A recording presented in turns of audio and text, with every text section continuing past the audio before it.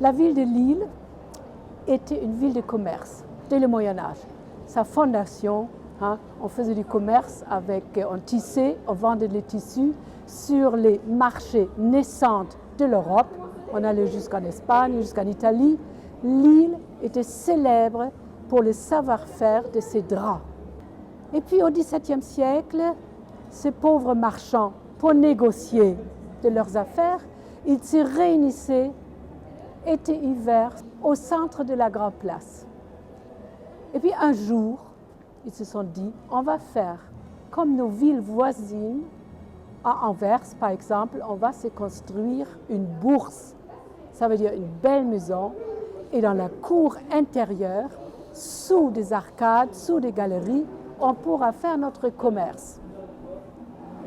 En 1653, on inaugure donc cette belle bourse qui, en vérité, si vous regardez bien, sont 24 maisons de marchands, l'une identique à sa voisine, qui entourent donc la cour intérieure et les galeries.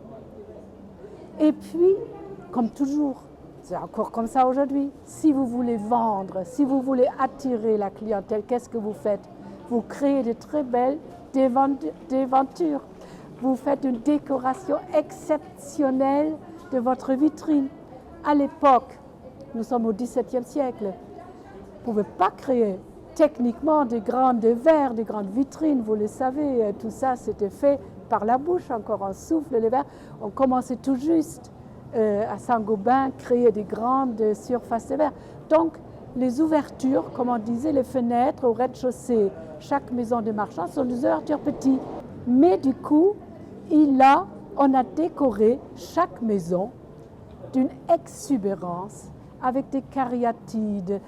Ça peut être des jeunes filles qui ont des guirlandes de fleurs tressées dans les cheveux. Ce sont des cariatides, des hommes avec des turbans.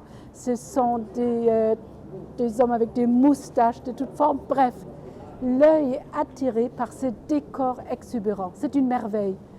Voilà notre bourse au milieu du XVIIe siècle. Au milieu du XXe siècle, donc quelques années plus tard, elle était un peu noircie, elle était un peu devenue vieille.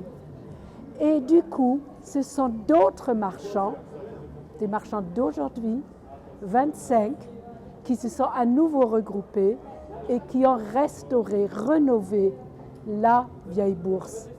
Et pour les remercier d'être mécènes, d'avoir investi des millions de francs à l'époque, eh bien, chaque mécène, chaque entreprise qui a participé a eu droit de mettre dans un des cartouches en haut, au-dessus des fenêtres du deuxième étage, son blason, son logo, comme vous dites aujourd'hui. C'est le plus beau bâtiment de la ville de Lille. En plus, elle a sa raison d'être puisqu'elle représente ce qui nous est cher au cœur, aux Lillois, le savoir-faire du commerce.